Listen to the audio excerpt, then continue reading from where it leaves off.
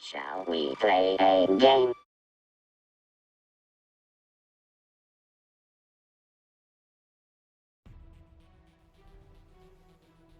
Hey everyone, it's BeavisTheSixth with BT6 Gaming. In this video, I'm going to do a rundown of tips and pointers to help you try to maximize your score in the survival mode of Tom Clancy's The Division. Survival's been out for a little while now, and maybe you're wondering what it takes to get to that rank 5 master level at the end of your survival runs when you see the scores come up. Hopefully this score chart here will help you understand what it takes to um, maximize your score. There's main mission objectives, which crafting your virus filter, getting into the dark zone, making a flare gun, those type of things are just kind of the normal. But as you step into the combat area, the one thing you have a lot of control over is how many enemies you kill. So try to go out there and kill as many guys as possible, and each one adds to your score. Then you have your survival basics, make sure you're not extracting hungry or thirsty, that sort of stuff. And then looting things, the stuff that you have on hand when you extract as well. So if you have full-on med kits, you have medicine and painkillers and those things, you get additional points for having that stuff in your inventory when you extract. So try to have as much as possible when you're getting out. And then your performance, you can earn extra points if you extract first, if you never get knocked down or when unconscious, you kill the hunter, that sort of things all add additional points to your score as well. Being that the combat portion of the scoring chart is one of the things you have the most control over to help your score at the end of a successful survival run, my first tip makes the combat portion of the game, I feel, quite a bit easier.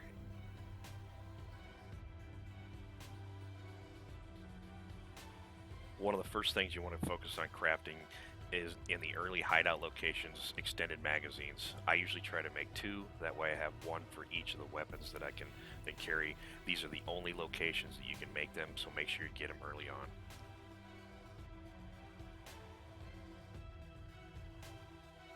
Crafting gear pieces early on, particularly when you can start making purples, focus on the holster first.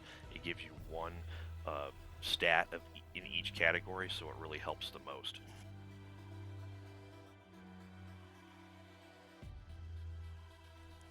One thing that can have a really big impact on your score at the end of a survival run is the amount of kills you get. So when you're exploring, make sure you're sizing up enemies, taking out as many as possible. The more you do, the more it adds to your point total at the end of the match. One tool I find it's really helpful, particularly on these lower level enemies, is the turret. I try to craft that as soon as possible. The turret is great at drawing aggro. It keeps attention off of you, and it does a decent amount of damage to really help you take down larger groups of enemies quickly.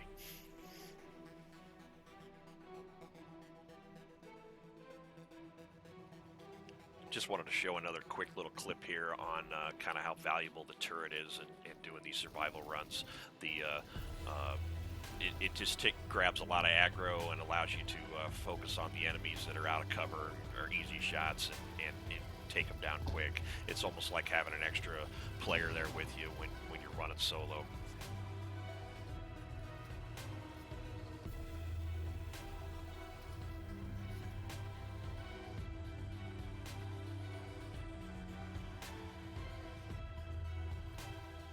Up until this point, enemies have been relatively straightforward as far as taking them down.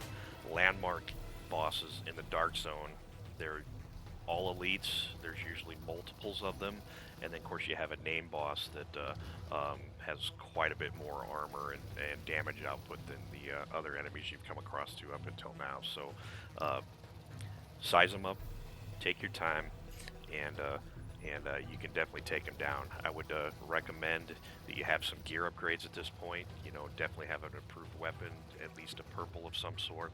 I usually like a AR, something with a little higher burst fire rate that has some range to it as well. tends to be my preferred weapon of choice, but a lot of techniques would follow here. Once again, that turret is invaluable. It helps keep these guys under control. You can pick them off from range without really exposing yourself to too much damage, and it makes life a lot easier. One other thing I feel that is useful is when you come into these named elite guys in the landmark areas in the DZ. I want to make sure that I clear a path leading up to that area. So if the fight doesn't go as quite like I planned, and I feel like I'm going to get overrun or flanked or something like that, I can retreat back into an area that I know is going to be free of enemies instead of pulling back into an area in a hurried retreat, and then all of a sudden I find 3 more guys I got to deal with, and it just gets worse and worse and worse from there. So clean an area out first, work up to the landmark area, plan your fight, create choke points. Your turret really helps keep them controlled. Once you do get these named elites knocked down, they drop an additional survival cache, so you want to make sure you rush in and pick that up as quickly as possible. The survival caches are highly sought after. They hold twice as much loot as a standard cache in the dark zone, so they're pretty valuable, and other players can swoop in and grab them from you if they're in the vicinity, so make sure you get that quickly. Also, the other elites, they'll drop various different items, and all that stuff can be tore down and turned into mats to help you upgrade your gear and get your gear score as high as possible, and get ready for the extraction where you're going to have a hunter to deal with. As you'll see here at the end, my pack is full, so I actually deleted one of my lesser caches so I could pick up that survival cache and maximize my loot haul on getting out of the DZ.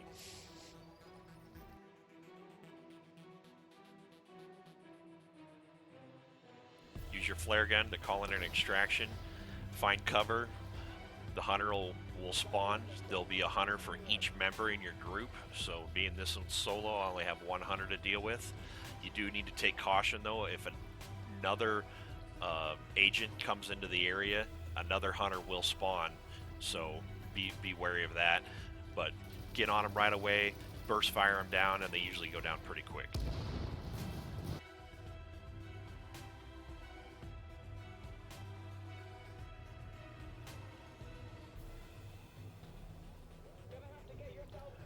Right before I get on the helicopter for the extraction, I want to use any food, water, soda, energy bar, and painkillers or medicine that I might still have on me.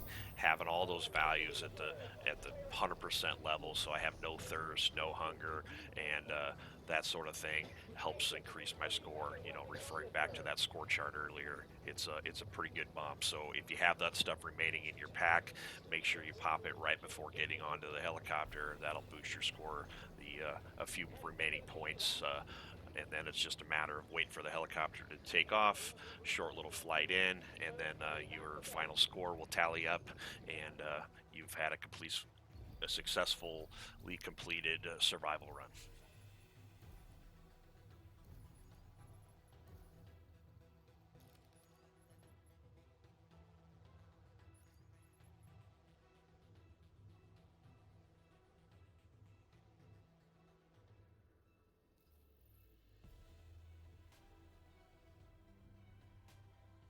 Thanks for watching, and if you have any comments, please leave them. Likes, shares, and subs are always appreciated, and we'll see you out there gaming.